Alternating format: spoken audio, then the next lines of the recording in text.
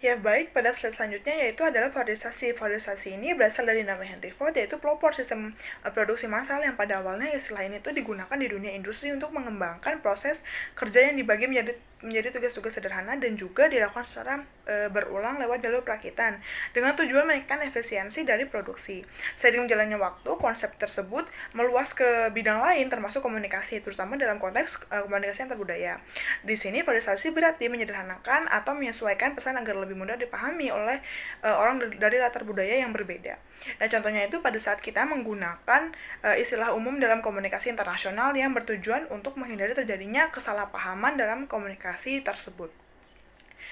Nah, slide selanjutnya yaitu ada tujuan Fordisasi.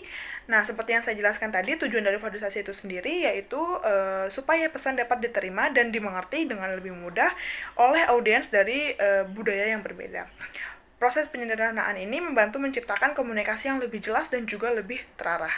Contohnya itu penggunaan bahasa Inggris sebagai bahasa internasional dalam dunia bisnis, pendidikan, dan juga pariwisata. Nah, selain itu juga banyak nih konten-konten di media sosial yang menggunakan bahasa Inggris agar konten tersebut lebih mudah diakses oleh para audiens dari global, dari luar. Nah, selanjutnya itu ada dampak dari Fordisasi. Yang pertama ada dampak positifnya.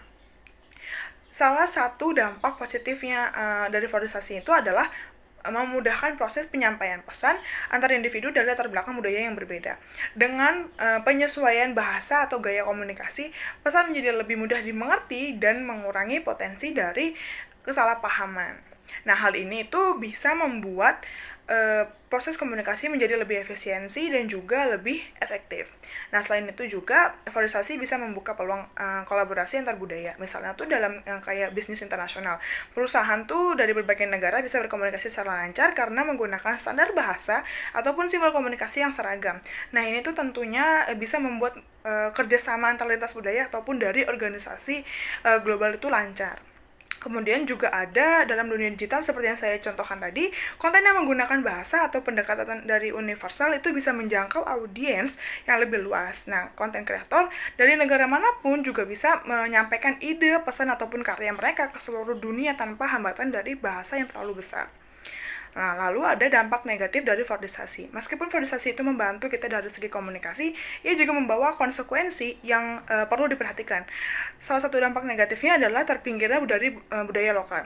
Saat bahasa dan juga pesan terus disederhanakan untuk menjangkau lebih banyak orang, nilai khas dari suatu budaya bisa hilang ataupun tidak terlihat. Dalam jangka panjang, hal ini bisa mengarahkan pada penyeragaman budaya di mana budaya dominan itu lebih sering muncul dan juga budaya lain menjadi kurang terlihat. Contohnya itu ketika bahasa Inggris digunakan secara luas di media, di pendidikan dan juga teknologi, maka bahasa daerah pun akan mulai jarang digunakan, bahkan bisa dilupakan. Anak-anak muda pun akan lebih akrab dengan bahasa internasional yang pada akhirnya bisa membuat bahasa lokal menjadi punah. Selain itu, Fordisasi juga bisa menyebabkan pesan kehilangan makna emosional dan konteks budaya aslinya. Karena ketika pesan disederhanakan lebih jauh, maknanya bisa berubah dan tidak lagi mencerminkan nilai-nilai budaya si pengirim. Nah, oleh karena itu, meskipun Fordisasi ini membantu memperjelas pesan dalam komunikasi antar budaya, pelaksanaannya pun juga harus tetap memperhatikan keberagaman agar nilai dari budaya lokal tersebut tidak terabaikan.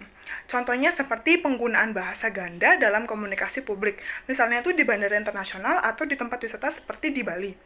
Nah, yang pada saat pengumuman informasi disampaikan dengan bahasa Inggris dan juga bahasa Indonesia.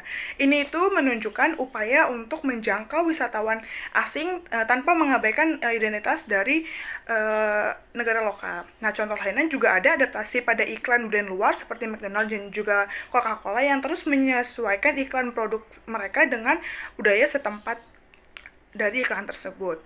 Nah, slide selanjutnya akan dijelaskan oleh teman saya.